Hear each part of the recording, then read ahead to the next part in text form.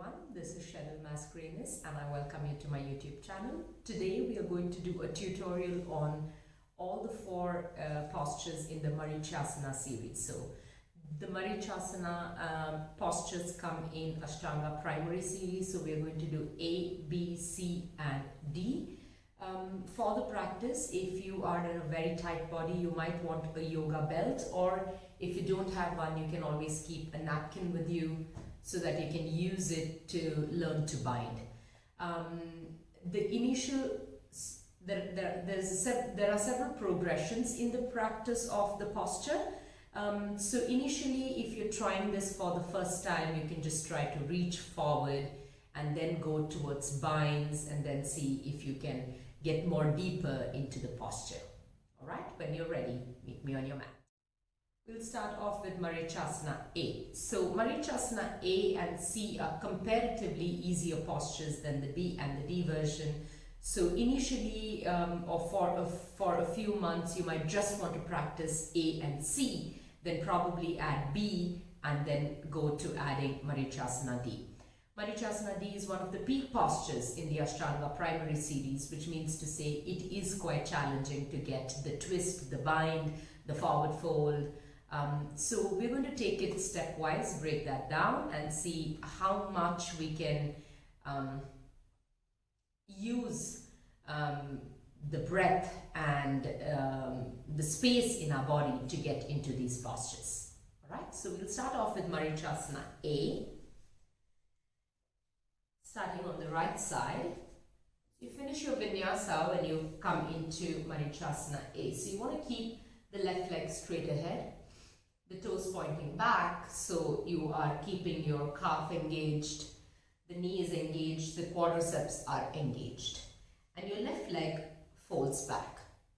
So you don't want to keep the leg very close to your thigh, but you want to keep at least one fist difference between your feet and the thigh. So ideally when you're sitting in this posture, instead of the leg being close by, you're keeping the leg slightly apart, right? So that's your first cue or first setup that you do for yourself before you do the posture. Now there are few progressions that you can do. If this is the first time you're doing it and you can't find your balance, you can always hug on to your right shin and stay here. If you can reach forward, you can always hold on to your big toe or your foot and stay here. If this becomes easy, you can go into the next progression where you can hold on to your left feet. And your intention is to start to fold forward. So the folding forward bit might take some time because of your hip flexibility, also because of the length you have in your spine and your hamstrings. So don't force, just stay. You can go ahead, stay here 5 counts. 1, 2, 3, 4, and 5. If this has become easy, you can always start working to folding all the way forward. But you can also try to go into the next progression, which is a bind. Now for the bind, you want to take your hand straight ahead. So in order to get a bind, we want to go as far forward as we can and twist your hand so that the palm is facing backwards and upwards towards the ceiling. And take your hand back as much as you can, and then you can take the opposite hand around. So if you can hold on to your wrist, then that's a nice place to be. You can keep your shoulders in one line, and as you exhale, fold down. Look at the tip of your nose, or if you have the space, at your toes. Now the bind may not be easily accessible to a lot, so that's where you can always use your napkin. Just fold it. Whatever kind of length you want. If you feel you're too tight, you can make wider or a longer length with the napkin, and go ahead, hold on the napkin with one hand. Take your left hand behind and hold on the napkin with the other hand. And wherever that distance is, that's completely fine. As you exhale, fold down. You don't have to go all the way down. You can work according to your flexibility and space. Eventually, you can start walking the hands closer to each other using this napkin. So it's trying to bridge the gap that is there between your right and left hand where you can't bind. One day, over months or weeks of practice, you can slowly start covering this distance between your hands. You might reach your fingertips and then your palms, and then one day you can hold on to your wrist. So I'm going to go ahead, show that on the left side. We'll do all the 4 progressions on the left. Start with the first one.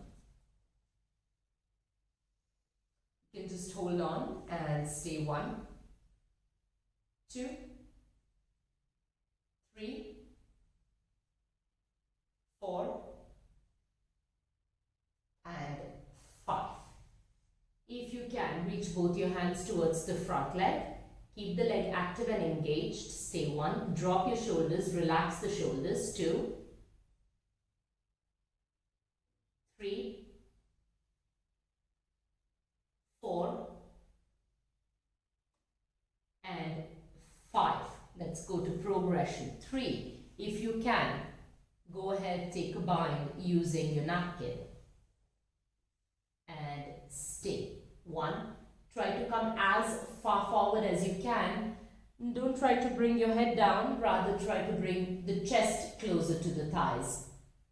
3, 4, relax your shoulders, and 5. Go ahead to the last progression. If it feels more accessible, go forward, wind your hands, take your hand as far back as you can, take the other hand as far back as you can, see if you can grab onto your wrist, and then adjust your shoulders to one line. So the tendency is that the shoulder is not in one line because you've used all the space you have to hold on to your hand. See if you can push the hip back so that you can come both the shoulders in one line. And reach forward, stay 1, 2, 3, 4, and 5. Inhale, head up. Exhale.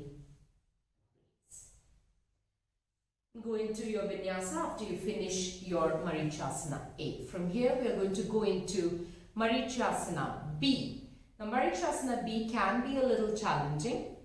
So, if you can get into your half lotus or Ardha Padmasana, then we can start off with the half lotus. If you can't get into your half lotus, we'll still have a slight variation that we can do which can help us. So when you're coming into Marichyasana B, you're going to get your right leg and come into a half lotus. The intention is that the heel comes as close to the hip bone as you can get, right? So you're trying to bring the leg as close to you. And you also want the knee to start coming close to the mat. Now it may or may not happen depending on how flexible you are. So it's okay, don't push too hard. If it naturally goes down, then that's great. If not, it might when you pick the left leg up. So your first step 1 is to come into half lotus. And step 2 is to bend your leg and take the feet as close to your thigh as you can. So now if you see, the knee is coming closer to the ground and the leg is bent. This is your prep for the posture. If this is not accessible because your ankle hurts or you can't do half lotus, we can go into a modified version where instead of placing my leg into a half lotus, I'm going to go ahead and keep my leg under my thigh. Right? So this way I'm more comfortable, my ankle doesn't hurt too much, and I can always bend the left leg. So this is my prep. Again, I can just stay here if this itself is too much for me, or I can just fold forward with both my hands in front of me. That is your progression 2. Or I can go take a bind, my hand coming in front of my shin, using my napkin, stay in the bind, or the last progression where I actually try to reach and close the space between both my hands, or I can grab onto my wrist. I can even grab onto my fingers, and that doesn't make me any less of a practitioner. The idea is to start folding forward, maybe forehead, nose, and then chin. One day, if you can, reach down. Alright, so I'm going to go ahead and do this variation with a half lotus. We'll do again all the progressions. We'll stay for 5 breaths. See where you are, see what feels comfortable.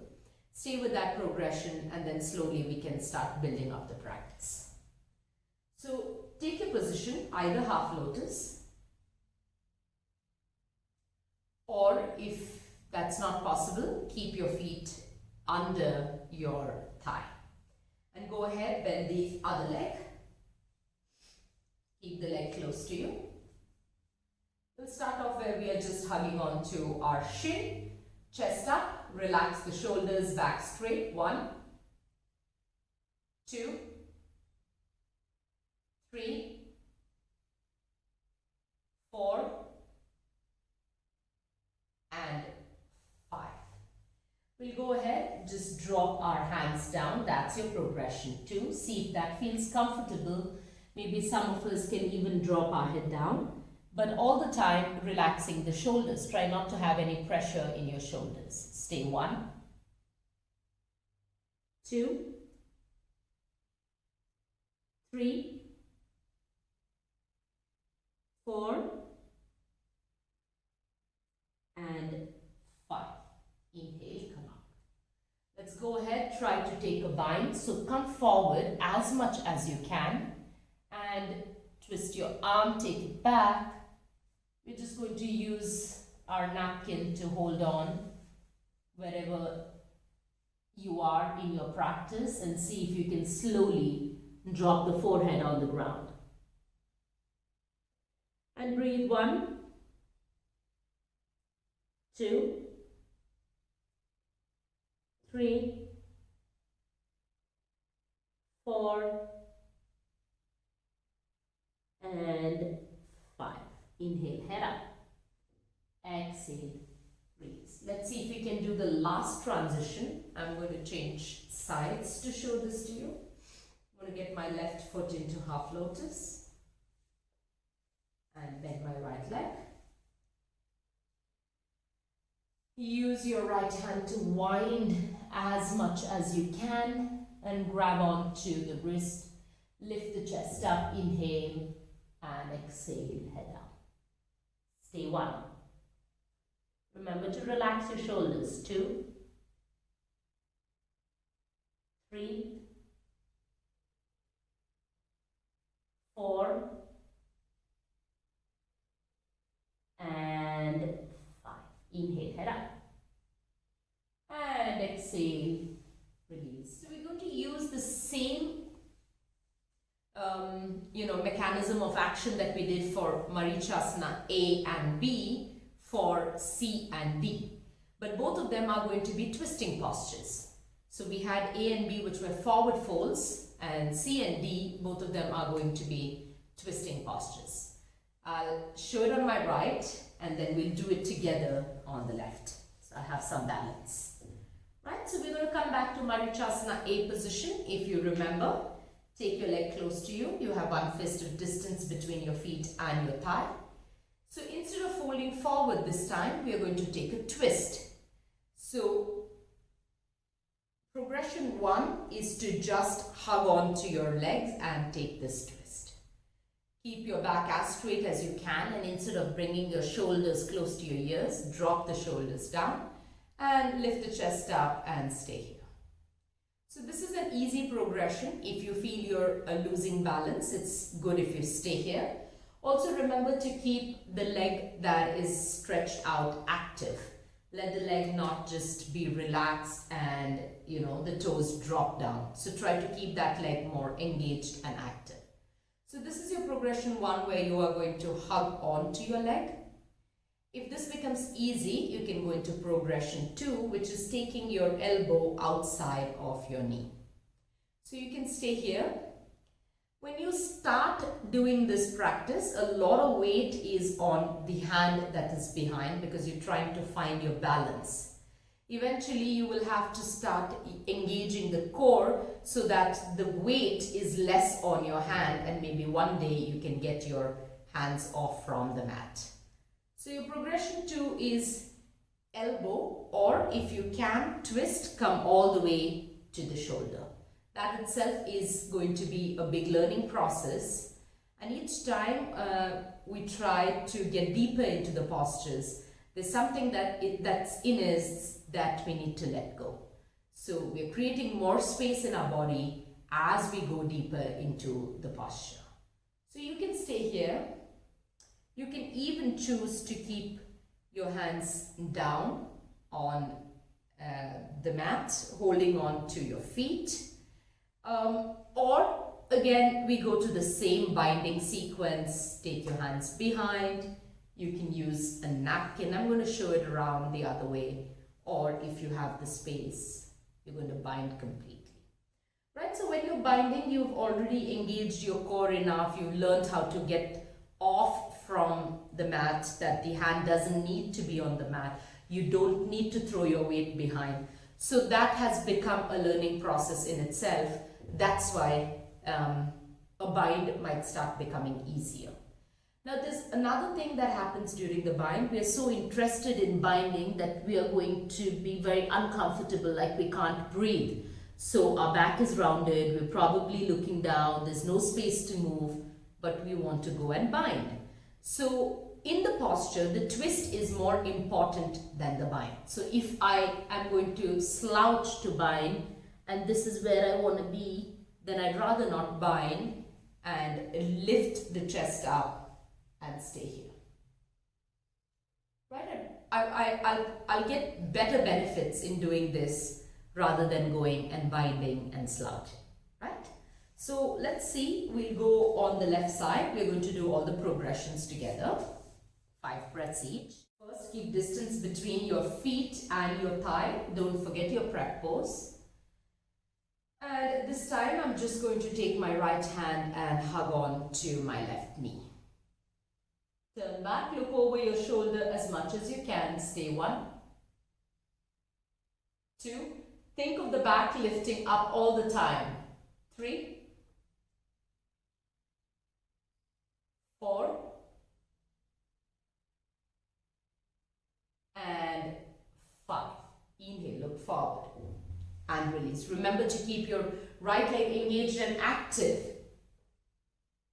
And we're going to go into the second variation. This time, take your hands, right elbow crosses over the left knee. Lift the chest up. Stay 1,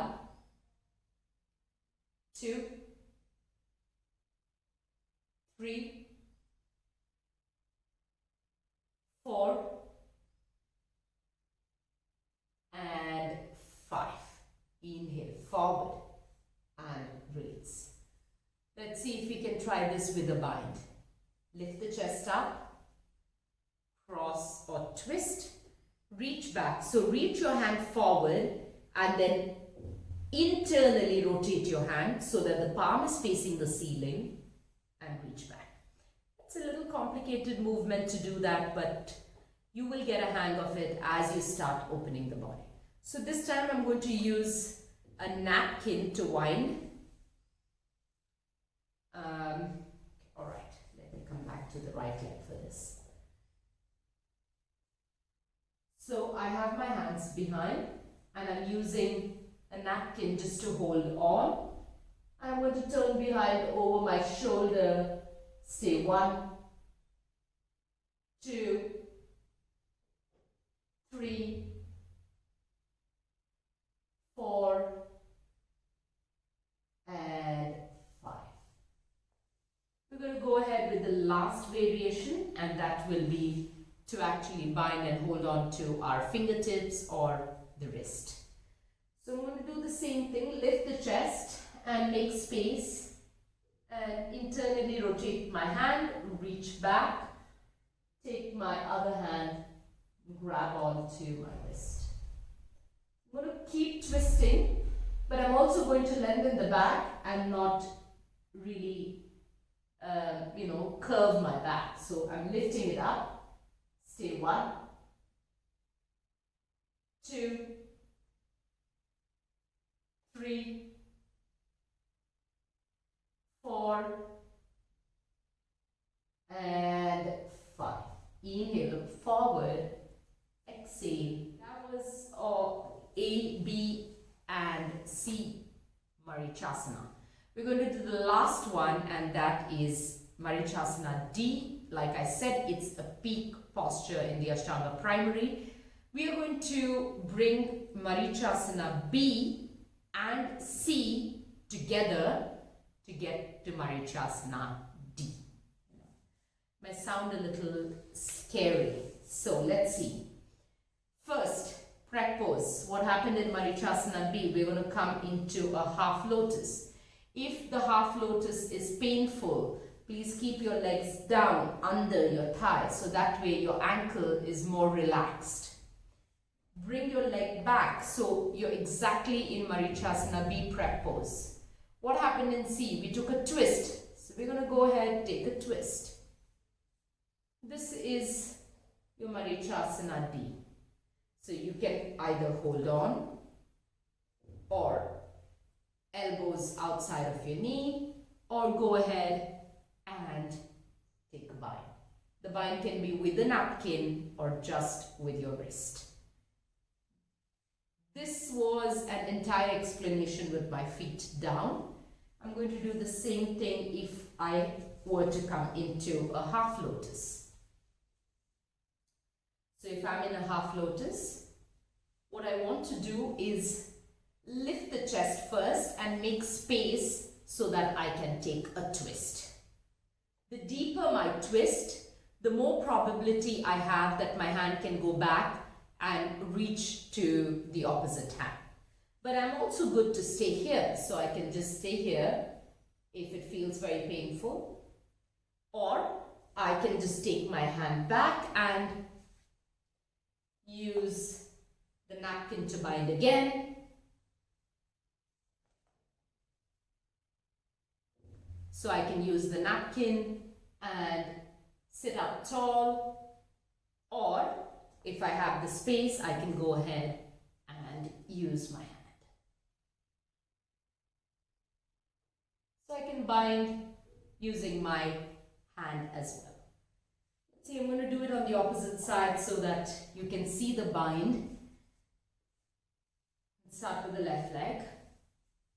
I'm going to go into a half lotus. You are free to take any variation that feels good and bend the right leg.